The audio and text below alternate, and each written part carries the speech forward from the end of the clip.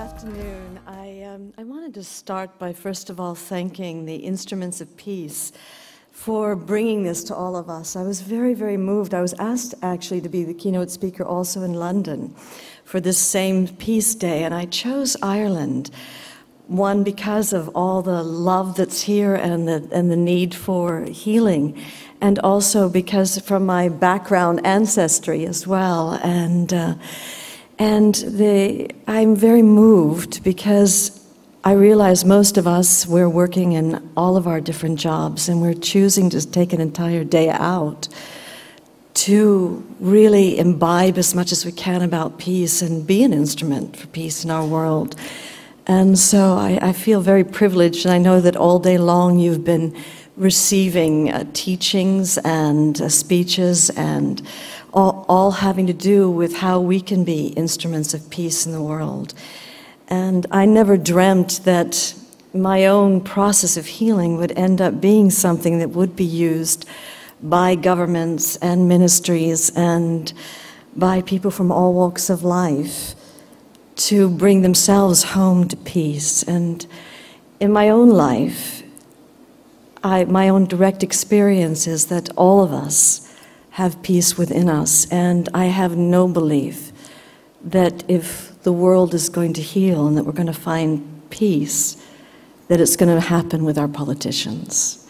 My belief is that if healing of our world is going to happen, if we're going to find peace, it's going to start from within each of ourselves, and that is where the peace can be found. And as Sean Kelly spoke about, he said sowing a seed, for me it's like dropping a pebble into a pond, and the waves of that peace go out to our loved ones, to our families, to our communities, and from there.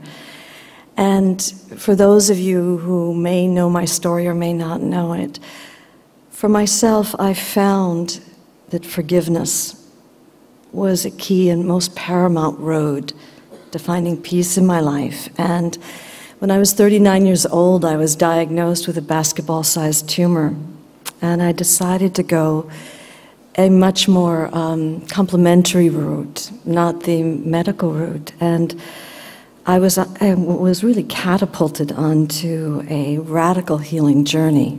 And part of the gift of that journey is I found a way for all of us to come home to the peace within ourselves. And part of what the journey led me to was to find a way for all of us to get access to the cell memories, to release the stored pain that's inside us, the anger, the rage, the upset. And yet, in my own journey, when that happened, I went back to a cell memory of the violence and abuse that had happened in my childhood. And as a therapist in life, I thought that I'd had that handled.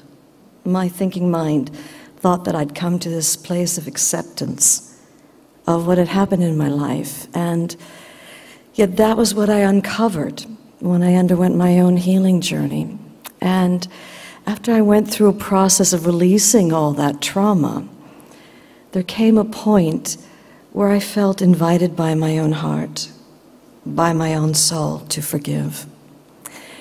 And it was while I was forgiving that I realized that that tumor had never been clinging to me, that I'd been clinging to it. And I realized that 30 years of unacknowledged and denied anger and blame, that my whole story of blame for my violent childhood, that through forgiveness, that's when I finished with it, that my blame game was over. And it was only 3.5 weeks later that in Cedars-Sinai Hospital I was diagnosed to be textbook perfect clean. And so I really began to realize that part of healing for me and finding my way back home to peace was through the radical, unconditional act of forgiveness. And it's the foundation of all the work that we do. And as was said earlier, we now have a Journey Outreach, which is an organization, over 100 projects going on around the world that take place in communities where they could never even afford to get to a day like today, let alone pick up a book. And so we work with children who have been abused, a drug addiction. We work with people who've been disenfranchised, the Aboriginals in Australia, the Maoris in New Zealand. In South Africa, we've had over 100 projects in Kenya, Botswana, South Africa, Uganda, in Canadian North America. The members of the Aboriginal community there, the elders, have made this work, this forgiveness-based work, part of their spiritual tradition, and it's actually used by the government. And right now we're working with ministries for education around the world, ministries of justice departments. As a matter of fact, my husband's right now in Canada, working with the Justice Department for Canada. We're working with the Ministry of Justice Department in Australia, and with the Ministry of Education. I'll be going there to Israel in a few weeks' time. And what's really been a real teaching for me is that when you forgive, and when I'm talking about forgiveness, I'm not saying just forgiving other people. It's also forgiving life for the things that happened. How Sean Kelly so poignantly put it, for the fact that his computer went off and the internet went down. It's forgiving life from what life does. Is forgiving God, and mainly forgiving ourselves.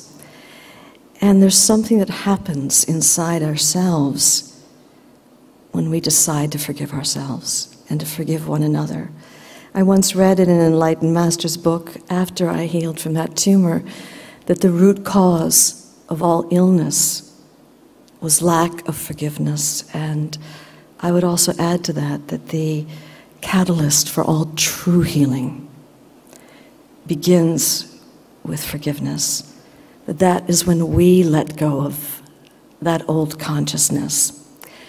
And this was really brought home to me on an international level when I went to Israel. And as you know, that's a war-torn country. And we were working with someone at the front of the room. And when they were doing their journey process, they went back to a time that didn't belong to them. It wasn't their own cell memory. It was a genetic memory. A persecution consciousness that had been passed down in the Jewish generation since pretty much the beginning of time.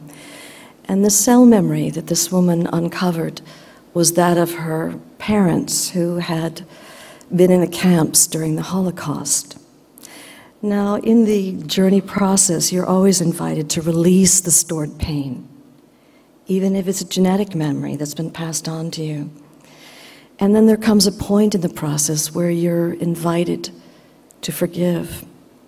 And when she was asked if she would be willing to forgive, you know, there were a couple hundred Jews in that room.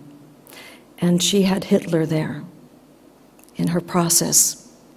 And she'd released so much devastation and rage and anger and just loss.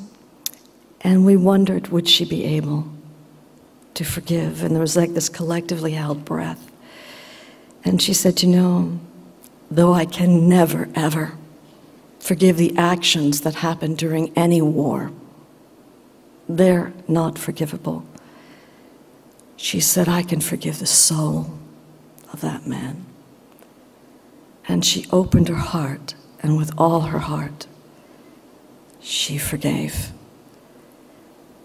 And when she forgave, as you can imagine, the whole room, their hearts broke wide open. And during their processes that afternoon, many decided to bring Hitler into their journey processes and really release the stored pain that had been passed on generationally, as there has been stored pain passed on here generationally in Ireland.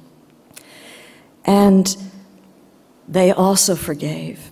And the rabbi, when they decided to come over to Europe, I give an international program called the Journey Practitioner Program, and there were 18 different nations there. And 38 Jews from Israel decided to come to the eastern part of Germany, where we were holding this big seminar. And the rabbi said to one of the women, he said, "You go to Germany, our homeland, you heal, and then you come back to Israel and you teach us all how to forgive and how to heal."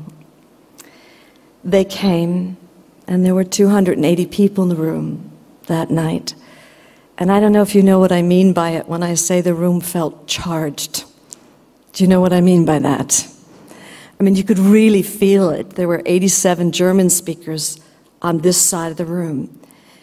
And it was like they were trying to reach out to the 38 Hebrew speakers that had headsets on, getting Hebrew translation on this side of the room. And it was like there was this big elephant in the room that nobody was speaking about, and nobody knew how to bridge the gap.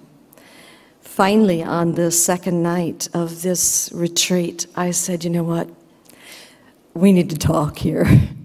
There's this big elephant in the room where there's, on one side of the room, all the German speakers wishing they could find a way to somehow reach out to the other side of the room, and there's the Israelis there who are desperately trying to find a way to bridge this gap.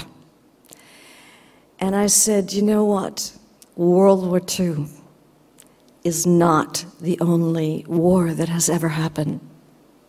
From the time that mankind first learned how to throw a rock or make a spear and throw a spear, we have all of us been waging war against one another.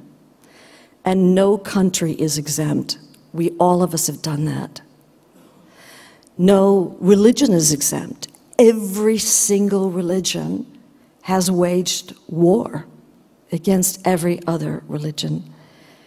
And I said, until we get to the root of this war consciousness, this conflict consciousness that's stored in all of our cells, that's stored at a DNA level, that's been passed on generationally, there will always be war happening on the outside, because the external always reflects the internal. The macrocosm always reflects the microcosm. And I said, if peace is going to happen on this planet, it's not going to happen because a bunch of politicians are going to get together. It's not financially viable. It's not going to happen. It's going to happen because we get real. And we go inside and we clear this war consciousness that's stored inside all of us. And I said, okay, well, maybe we weren't given guns when we were born, but all of us were issued invisible guns. And the bullets that we have are bullets of judgment, where we know how, and it's just with our family and friends. Usually it's the ones we love most. We know how to say the very thing that's going to make them feel this big. Or if someone tries to get too big, we know how to cut them down to size. We know how to close our hearts when someone else is trying somehow to get us to forgive. We know how to ignore someone and make them feel this small. We, all of us, have fired invisible bullets. But those bullets, the words that we've spoken, they've gone in and they've done their work. They haven't been merciful because the person's still here, but they live with that internal judgment. And that's the bullets that are going this way. And then there's the bullets going this way, which are even harder, which are the self-judgment. I'll never be good enough. I'll never measure up. I'm nobody. I'm nothing. And that internal self-judge, that's even worse and more strong than the external judge. And I said, as long as this is going on, this battle within ourselves, the external world will always reflect that. And so I welcomed everybody, for all of us to be nakedly, ruthlessly honest. And of course I joined in because I get a journey process once a week.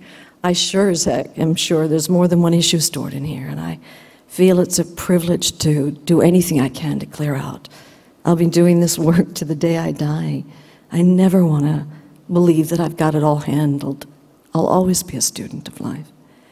And so I joined in, and for 40 minutes we were emptying out all the ways, all the things I'd said, and I was standing up there at the front of the room, all the things I'd done that I was not proud of, things I said that I wish I'd never said, the things I hadn't done when I'd agreed to do it, all the invisible bullets that I'd fired knowingly and not knowingly, and I was astounded as I was emptying out how much there was there that I wasn't even conscious of.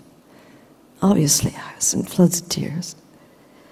And then I asked everybody to look at all the ways that we judge ourselves.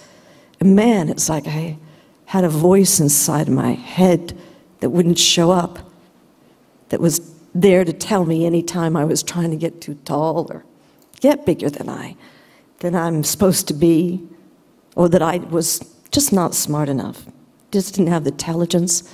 I would never amount to anything. And the judgment went on, and I was emptying it out. And then came the point that we were all of us invited to forgive. And I honestly didn't know if I had it in me to ask for forgiveness from life, to ask for forgiveness from God, from the souls that I'd hurt both overtly and covertly and inadvertently. And I didn't know how to forgive myself, but I realized I wasn't doing this just for me.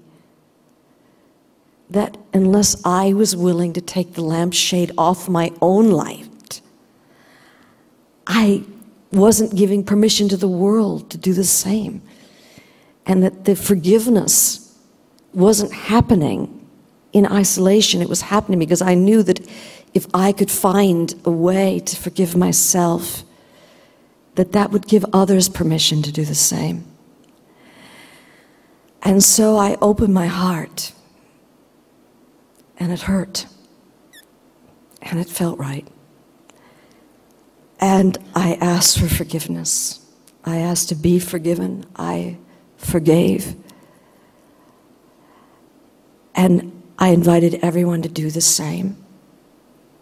And when we were through forgiving, I asked everyone to open their eyes and just turn to the person next to you and just say, I forgive you for all the war consciousness that's been stored in your DNA for generations. And I asked for forgiveness. And we did this. We just turned to the person next to us. And we forgave one another for a consciousness that got passed down in our DNA, in our cells. And then there came a point where I just said to everybody, you know what, just find anybody. Just find anybody. And at that very moment, the 87 Germans and German speakers, they leapt to their feet and they started running to the other side of the room where the Israelis were. And the 38 Israelis, they leapt to their feet and they started running to where the Germans were. And they met in the middle. And I watched as Japanese was forgiving American, and Polish forgiving German, Irish forgiving English. I watched as Christian forgiving Jew, Muslim forgiving Christian. And this just went on and on as all these 18 different, our own mini United Nations, with all the world's religions in one place, were walking around the rooms, falling into each other's arms, forgiving. And there came a moment, about 20 minutes in watching this, that it seemed as if all the boundaries of all the countries had fallen away, and all the religions had fallen away. And we were just in a sea of oneness, of unity, of wholeness. There were no more religions. There were no more countries, no more separation, no more boundaries. And as I looked in the room, I thought, you know what? Okay, we're just a tiny microcosm of 280 people. But if it's possible here with 18 different nations, it means that this is possible for our world. And so I realized that we were just that tiny pebble being dropped into the ocean of consciousness that is our world. And I realized that each one of us, and I admonished everyone in there at this seminar, go home, find a way to forgive.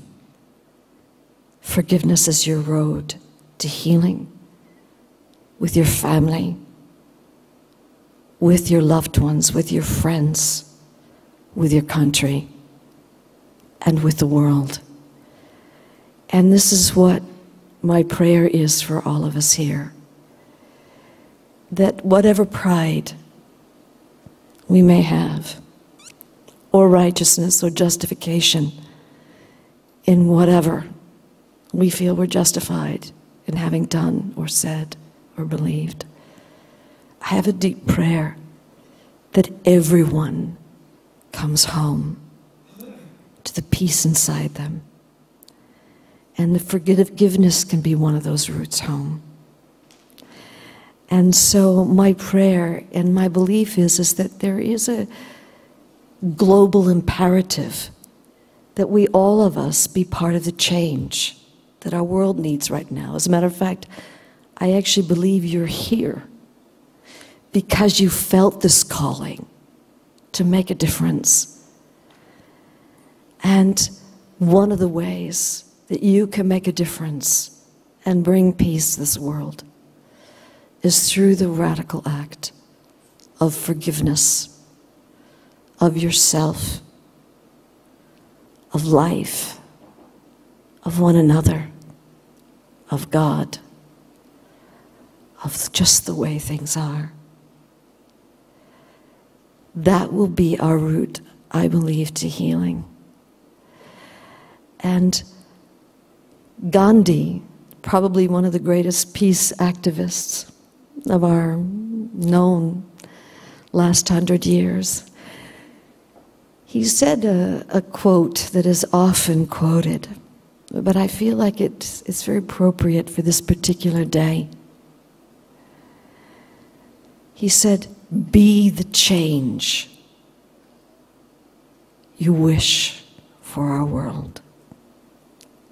Be the change.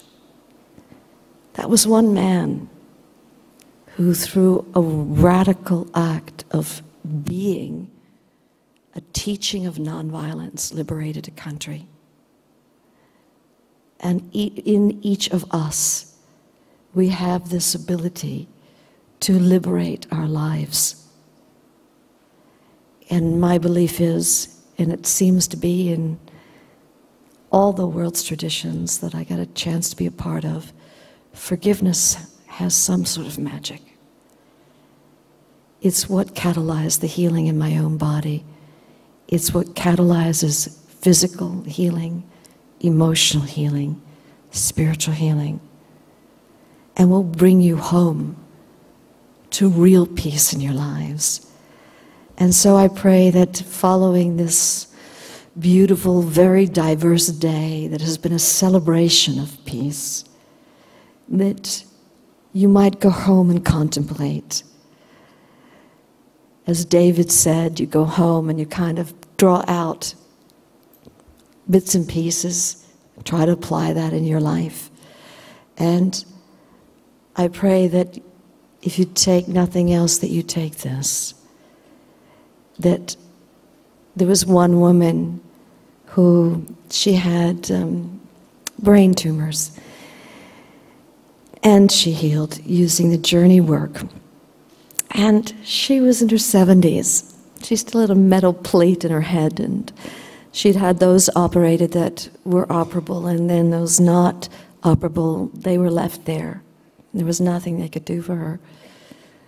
And she healed. A year later, when they did the brain scans, there were no more tumors. And I said, "Tell me, what is your secret?" She said, "Every morning, I get up in the morning and I praise life. I speak out loud all that I'm so grateful for. The love I have in my life, to listen to a child's laugh." She said, to listen to music, to walk down the street, to see the different colors, to smell the different scents. She said, "I speak out all that I'm most grateful for." And she said, "At night, before I go to bed, I think all the things that I need to forgive myself for, and I speak them out loud. And I think of all the people that need to be forgiven, and I forgive them." And she said, "I then ask for forgiveness for all of us, from God, from life." And she said, "I go to bed in an embrace of gratitude." And so I feel that her secret can be a secret that we all take home with us, that we take time to celebrate and be grateful for whatever life brings us. And not only thankful for that, but to find a way back to our hearts, back home to the peace inside, through forgiveness. So I thank you with all my heart for being allowed to be with such fellow lovers of truth and of peace, and I'm awed that you would want to spend a day just to celebrate this topic, and thank you with all my heart.